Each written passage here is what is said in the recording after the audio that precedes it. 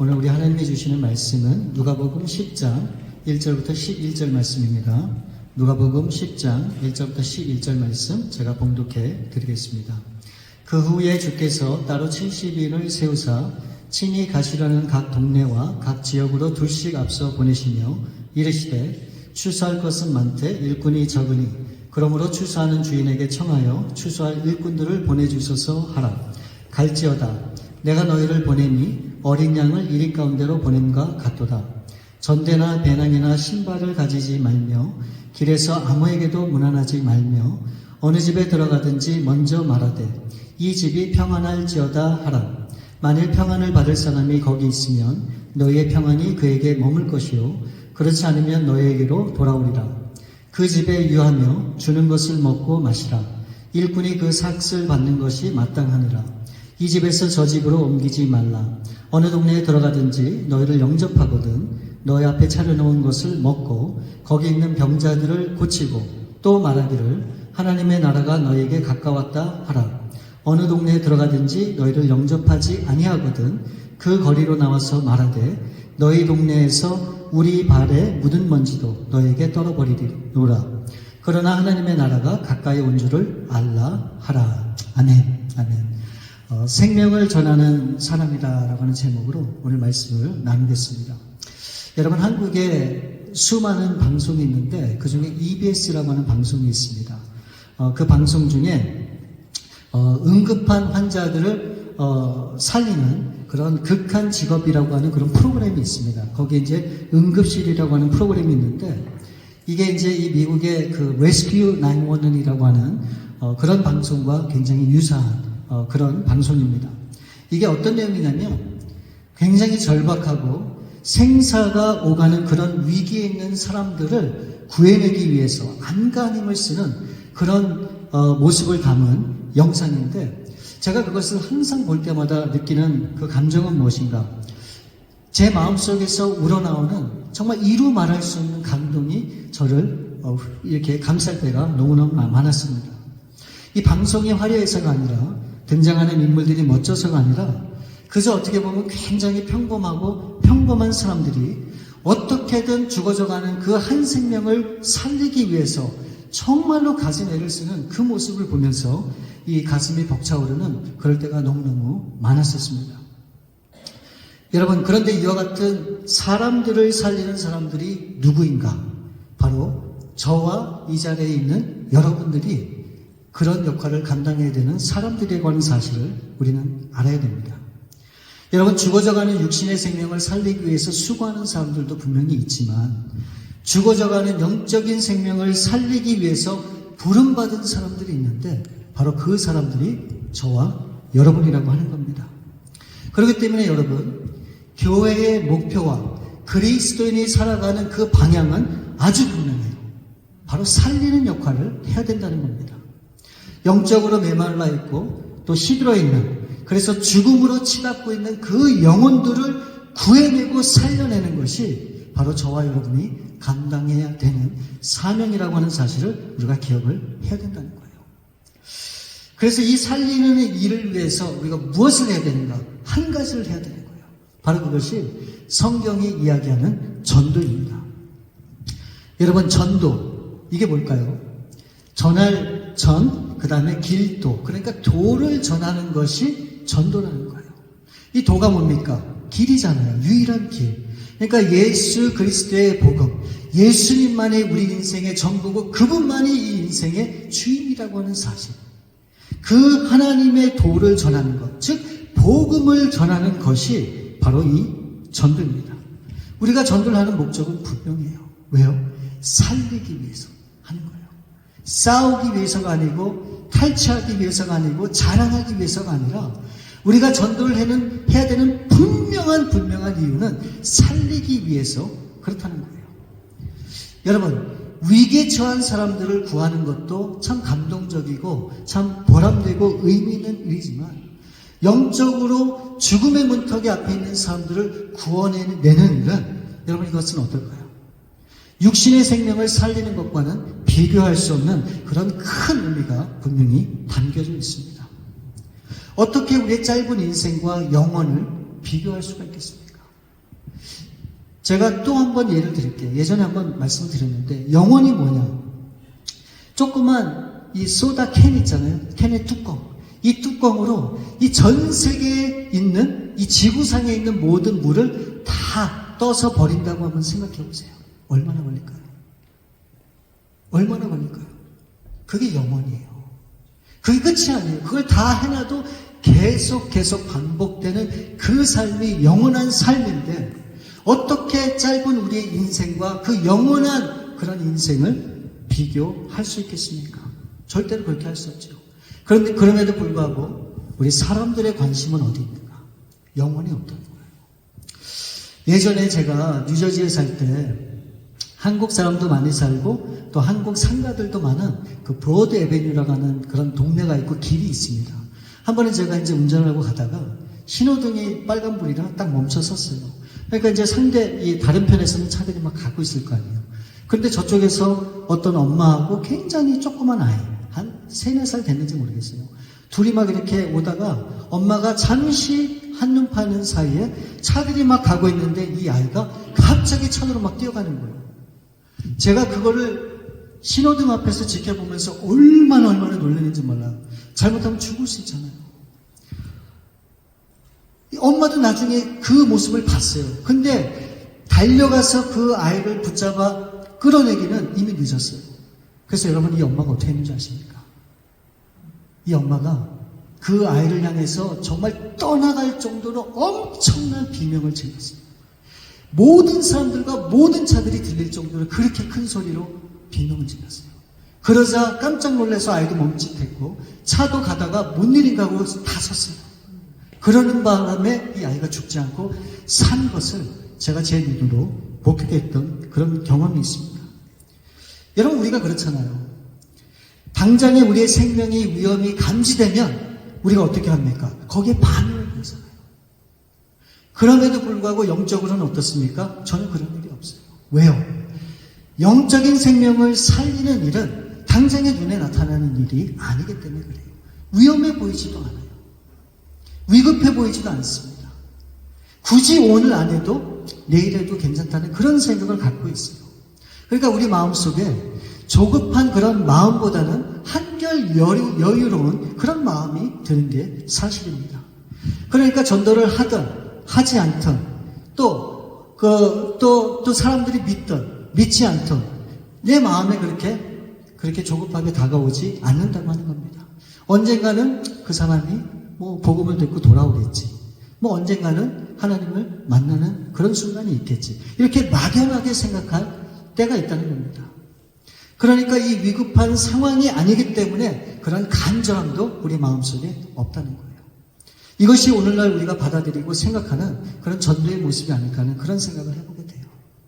그래서 오늘 이 말씀을 통해서 예수님께서 친히 우리에게 가르쳐 주신 그 전도라고 하는 것이 무엇인지 우리가 짧은 시간이지만 한번 생각해 보기를 원합니다. 먼저 오늘 말씀 1절을 보시면 그 후에 주께서 따로 70인을 세우사 친히 가시려는 각 동네와 각 지역으로 둘씩 앞서 보내시며, 그러니까 이 말씀을 정리하면 이렇게 요약할 수 있어요. 예수님께서 이 직접 복음을 증거하기 위해서 이제 가시려고 계획하신 그런 동네와 또 그런 분명한 지역이 있었는데 그곳에 예수님께서 가시기 전에 70명이라고 하는 제자들을 선택하시고 둘둘씩 짝을 맞춰서 그 사람들을 보냈다라고 하는 그런 말씀이에요. 그러니까 여러분, 이 70명의 사람들이 이 둘씩 짝 지어서 각 동네와 각 지역으로 갔으니까 산술적으로 보면 35개의 동네와 지역으로 이 제자들이 어떻게 했다는 겁니까? 다 흩어졌다는 거예요. 그러니까 밀피다스에 2명이 가고 이쪽 캠벨에 2명이 가고 또 산타클라라에 2명이 가고 그래서 온 유대 지역에 다 흩어져서 이 제자로서의 그 길을 갔다라고 하는 그런 말씀이에요. 그러면 당장에 우리한테 그런 질문이 생기잖아요. 아니 예수님께서는 이미 12명의 제자들을 선택하시고 그들을 잘 훈련시켜서 그렇게 하나님의 그런 사역을 감당하시고자 하는데 왜 굳이 70명의 제자들을 또 따로 세우셨을까? 우리가 그 생각을 할 수밖에 없잖아요. 여러분 당연히 문자적으로 보면 12명보다야 70명이 낫고 또 70명보다는 100명이 낫고 더 많은 숫자의 제자들을 만들어서 파송하면 예수님도 좋고 하나님도 기쁘시고 얼마나 복음을 쉽게 그나마 전할 수 있겠습니까? 근데 왜 하필 70명이냐는 거죠. 그 제가 생각하는 분명한 이유가 있어요. 여러분, 이 성경에 누가복음과 사도행전을 기록한 사람이 누군지 아시죠? 모르시는 분들도 계시겠지만 누가예요, 누가. 누가는 예수님의 제자가 아닙니다. 이 누가는 의사예요. 의사이지만 역사가라고도 그렇게 이야기를 할 수 있을 것 같아요.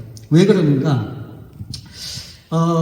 이 사도행전은요, 이 예수님이 승천하신 후에 이 사도들이 다니면서 복음을 전하고 있었던 모든 그런 초대교회 역사를 기록한 책이거든요. 그러니까 역사서거든요.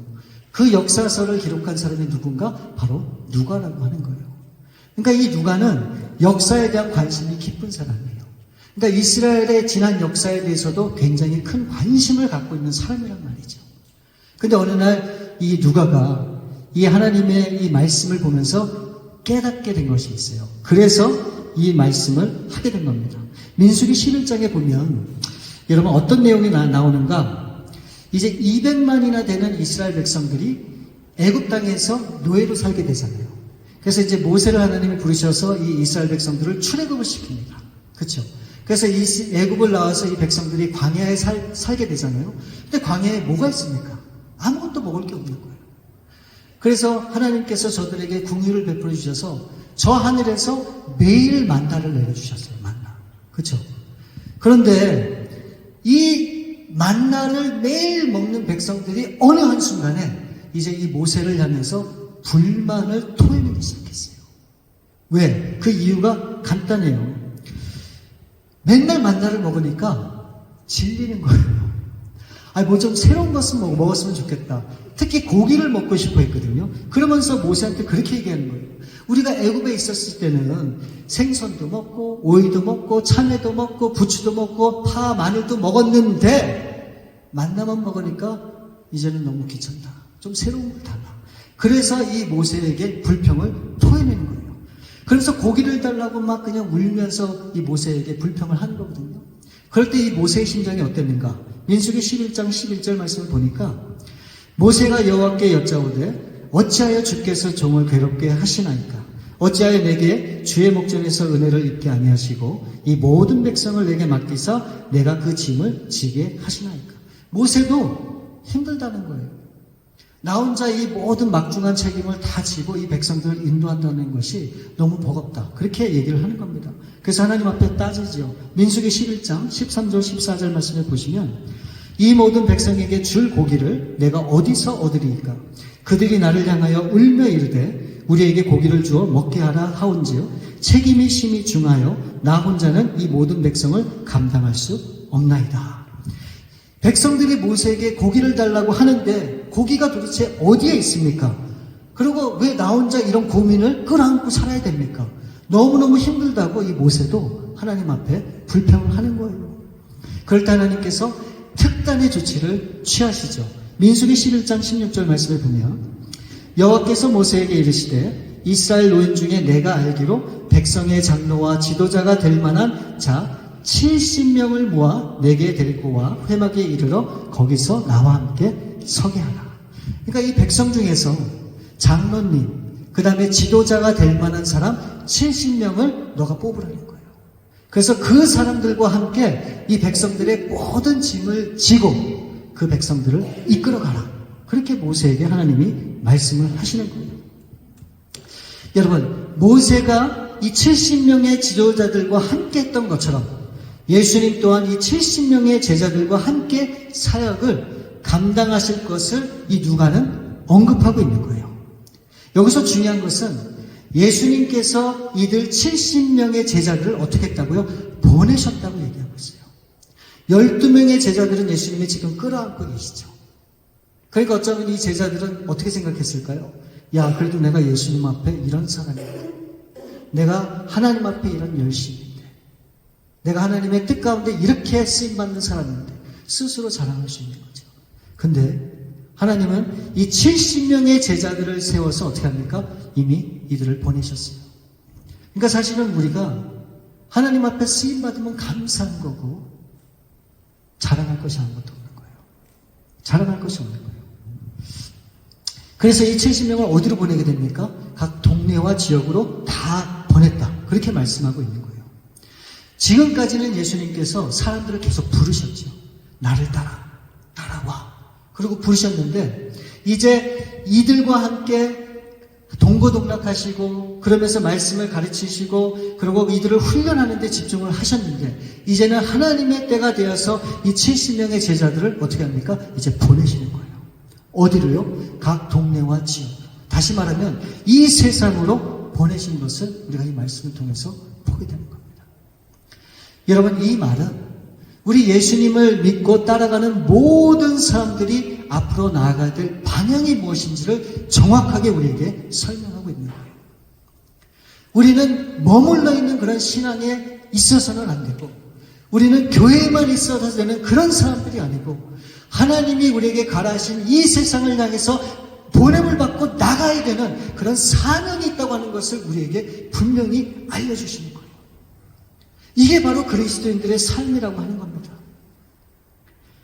여러분, 세상을 향해서 보내심을 받은 사람, 그 사람들을 성경에서 사도라고 얘기하죠. 바로 저와 여러분, 이 70명의 제자들이 하나님의 사도들이에요. 그래서 하나님이 정말 이들을 세워서 하나님이 원하시는 것을 이제 파송하고 이 세상에 보내는 겁니다. 다시 얘기하면 이미 우리는 이 세상에 전도자로 부르심을 받고 살아가고 있다고 하는 거예요. 여러분, 중요한 것은 내가 복음을 전하든 전하지 않던 우리는 그리스도의 이름으로 이 땅을 살아가고 있다고 하는 겁니다. 그렇기 때문에 이 세상 사람들은 우리를 주목하기 시작해요. 그리스도인들은 어떤 사람들인가? 어떻게 살아가는가? 도대체 교회는 어떤 곳인가? 우리 가운데 관심을 갖게 되는 거죠. 왜 세상 사람들이 우리 교회와 믿는 사람들을 부정적으로 이야기하는가? 당연히 그럴 수밖에 없어요. 왜요? 관심이 있기 때문에 그래요. 관심이 있기 때문에. 그렇기 때문에 우리가 가져야 되는 신앙과 믿음은 무엇인가? 우리가 하나님을 의지하고 바라보면서 우리에게 허락하신 이 세상을 향해서 끝까지 나가는 그 도전을 멈추면 안 된다고 하는 겁니다. 우리가 좋던 싫던 이 세상의 시선이 우리를 어떻게 바라보든 우리는 끝까지 믿음의 여정을 감당해야 된다고 하는 겁니다. 여러분, 그렇기 때문에 교회에서 보여지는 우리의 모습도 중요하겠지만 이거보다 더 중요한 것은 이 세상에서 우리의 모습이 어떻게 세상 사람들에게 비춰지는가, 이것은 더욱더 중요하다고 하는 겁니다. 여러분 한번 생각해 보세요. 이 세상에 하나님의 살아계심과 하나님의 역사하심과 하나님의 은혜와 사랑을 나타낼 수 있는 유일한 방법과 통로가 뭘까요? 그냥 세상 사람들이 가만히 있으면 그 하나님이 보입니까? 그 하나님을 알게 됩니까? 유일하게 하나님을 나타내고 알게끔 할 수 있는 그런 통로가 교회와 우리 믿는 사람밖에 없다고 하는 거예요. 그렇기 때문에 우리가 어떻게 이 세상을 살아나가냐 하는 것은 굉장히 중요한 문제입니다. 바로 이것을 우리는 전도라고 얘기하는 거예요. 전도는 누가 합니까? 하나님을 믿는 하나님의 자녀들이 하는 거예요. 바로 이 일에 저와 여러분이 하나님 앞에 부름을 받았다, 보냄을 받았다 라고 하는 사실을 기억을 해야 돼요. 그래서 우리의 가정에서, 우리의 직장에서, 또 우리가 속해 있는 모든 삶의 영역 속에서 우리가 하나님의 자녀의 모습으로 어떻게 살아가느냐, 이것은 굉장히 중요한 것이고 반드시 하나님이 기뻐하는 하나님의 뜻을 따라 우리가 그렇게 살아나가야 된다고 하는 겁니다. 이제 예수님께서 이제 이 70명의 제자들을 세상에 보내시면서 몇 가지 굉장히 중요한 그런 원칙을 우리에게 알려주셨어요. 그 첫 번째가 마음가짐이 중요하다는 거예요. 3절 말씀을 보면 갈지어다 내가 너희를 보내니 어린 양을 이리 가운데 보냄과 같도다. 이건 말이 안 돼요. 어쩌면 예수님의 이 표현이 잘못됐을 수도 있어요. 여러분 생각해 보세요. 이리가 가득한 곳에 양을 보내면 어떻게 됩니까? 뻔한 거잖아요. 나를 죽여주세요. 잡아 드세요. 라고 하는 소리하고 똑같은 거예요. 바로 저와 여러분이 이와 같은 모습이라는 겁니다. 여러분, 우리는 이 세상에서 어떻게 하기 원합니까? 승리하기 원해요. 그렇죠? 우리는 이 세상에서 당당히 그렇게 정말 어려움도 없이 그런 것들 없이 그냥 모든 게 다 형통하기를 바라는 게 우리의 삶이잖아요. 근데 우리가 이 말씀을 기억해야 돼요. 이 세상에 우리는 남겨진 그런 양이라고 하는 거예요. 우리를 넘어뜨리고자 하는 존재들이 얼마나 많은지 몰라요. 우리에게 시비를 걸고 좌절하게 만들고 실망하게 만들고 우리의 눈에서 눈물을 흘리게 만드는 그런 것들이 얼마나 많은지 몰라요. 근데 성경은 그것이 당연하다는 거예요. 당연하다는 거예요. 여러분 한번 생각해 보세요. 살겠다고 하는 사람은 조그만 시험이 와도 견디기가 어려워요. 그런데 죽기를 각오하고 달려드는 사람은 어떻습니까? 조그만 시험과 어려움이 찾아와도 그 문제가 안 돼요. 왜요? 죽고자 하는 그런 마음으로 살아가고 있는데 그까지 그 어려움이 나에게 무슨 큰 해가 되겠습니까? 그래서 그 마음과 그 심정으로 우리가 최선을 다해서 이 세상을 살아나가야 된다는 거예요. 바로 그렇게 우리가 살아가고자 할 때 하나님이 우리를 도우시고 우리를 통해서 역사하시겠다고 말씀하고 있는 거예요. 두 번째는 무엇인가? 하나님만 의지해야 된다고 말씀하고 있어요. 4절 말씀에 보면 전대나 배낭이나 신발을 가지지 말며 길에서 아무에게도 무난하지 말며. 전대는 돈이거든요. 그리고 배낭과 신발을 가지지 말래요. 여러분, 여행을 갈 때 필수 아닙니까? 돈, 배낭, 신발 다 필요한 것들이에요. 이 말은 무엇입니까? 필요하기는 하지만 설사 이런 것들이 없다 해도 실망하지 말라는 거예요. 예. 우리는 그렇잖아요. 바라고 원하는 것들이 채워지지 않으면 고통스러워요. 왜 하나님? 내가 하나님을 사랑하는 거 알지 않습니까? 근데 왜 나에게 이런 시련과 고통을 주세요? 그게 아니라는 거예요. 있으면 감사하지만 없어도 괜찮다라고 말씀하시는 거예요. 왜요? 그런 것들이 없어도 우리 하나님이 계시기 때문에 그 하나님이 나와 함께 하시면 내가 그 모든 것들을 극복하고 이길 수 있다고 하는 분명한 확신을 우리에게 주시는 말씀이라고 저는 믿어요. 여러분, 분명히 기억하세요. 하나님의 일은 10을 심으면 10을 걷는 것이 아닙니다.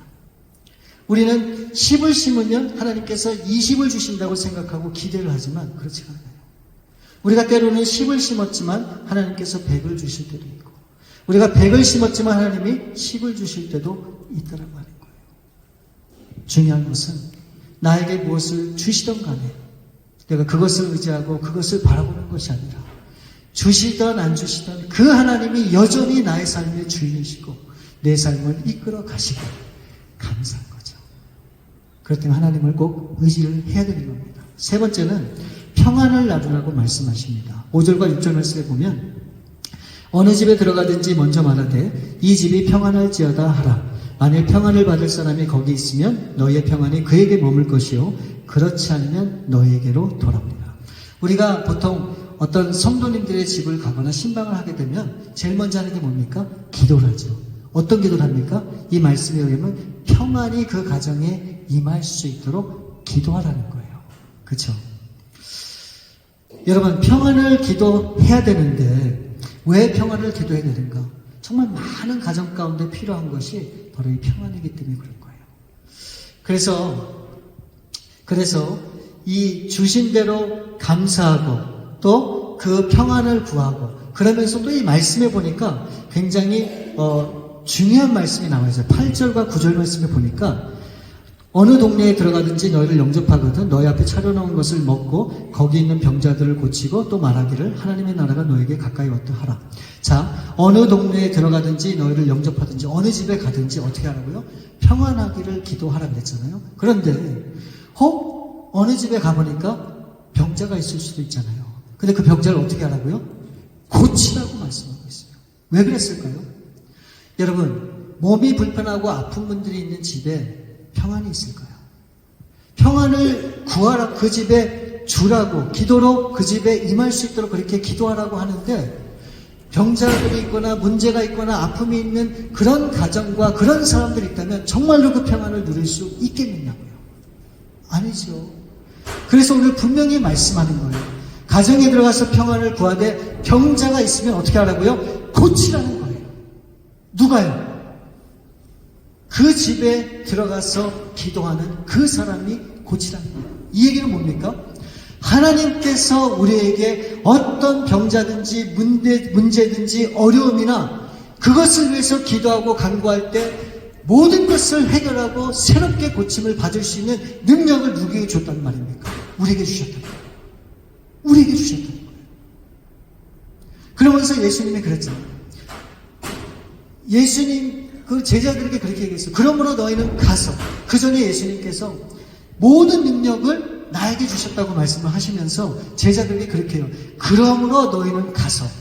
아니, 능력은 예수님이 받고 가서 행해야 되는 것은 우리란 말이에요. 그 얘기는 뭡니까? 예수님의 그 모든 능력이 우리 가운데도 주어졌기 때문에 그렇다고 그렇게 말씀하는 거예요. 그래서 할 수 있거든이 무슨 말이냐? 믿는 자에게는 능치 못할 일이 없다고 말씀하고 있는 거예요. 여러분, 병자를 누가 고칩니까? 신실한 어떤 치유의 은사를 가진 그런 사람이 고칩니까? 믿음이 좋은 사람이 고치는 겁니까? 아니면 신앙생활 아주 열심히 하고 경륜 있는 사람이 고치는 겁니까? 아니에요. 우리는 분명히 알아야 돼요. 누구든지 예수님을 사랑하는, 정말 그 가정의 그 필요를 위해서 간구하고 기도하고 정말 잘 되기를 바라고 원하는 그런 사람들이 마음을 다해서 기도하고 축복하고 함께 마음을 모을 때 하나님의 그런 기적 같은 역사들이 나타나는 거예요. 그 여러분 가족이나 주위에 있는 분들이 아프거나 힘들고 어려울 때 여러분 축복해 주세요. 기도해 주세요. 하나님의 능력이 임할 수 있도록 그렇게 역사될 수 있도록 여러분이 여러분 자신을 하나님 앞에 드리세요. 우리가 다 그런 일을 할 수 있어요. 그래서 예수님께서도 말씀하셨잖아요. 내가 여태까지 행한 것보다 너희들은 더 큰 능력을 행할 수 있다. 그렇게 우리 예수님이 말씀을 하셨다는 겁니다. 바로 우리가 그렇게 할 때 그 가정에 평화가 임하고 교회에도 평화가 임하고 정말 하나님이 기뻐하는 그런 일들이 우리 앞에 주어지게 되는 거예요. 여러분 이제 말씀을 정리합니다. 정리하면 여러분 전도라고 하는 것은 한마디로 생명을 얻은 사람들이 그 생명을 전하는 것. 바로 이것이 전도라고 하는 거예요. 이것은 해도 안 해도 되는 것이 아니라 모든 우리 예수님을 따라가는 예수님의 자녀들을 감당해야 되는 일이라고 하는 겁니다. 바로 이 우리의 삶의 현장에서 이 전도를 통해서 이 복음을 전하는 이 일을 통해서 정말 생명들을 살리고 구원하는 그런 일에 우리가 분명히 쓰임을 받아야 되는 겁니다. 그런 일에 우리 배다리 교회가 아름답게 쓰임받는 그런 복된 교회가 될 수 있기를 우리 주님의 이름으로 축원을 드립니다. 제가 잠시 기도하겠습니다. 우리 참으로 좋으신 아버지 감사함을 드립니다. 우리 사랑하는 성도님들, 우리 생명을 우리에게 주신 그 생명을 땅에 묻지 않고 이제 우리 주위에 있는 죽어져가는 그런 영혼들을 향해서 이 생명을 살리는 사람들로서 온전히 쓰임받는 우리 귀한 성도님들 다 될 수 있도록 우리 주님 함께해 주옵소서. 모든 것을 우리 주 앞에 감사함을 드리옵고 우리 거룩하신 주 예수 그리스도의 이름으로 감사하며 기도 올려옵나이다. 아멘. 아멘.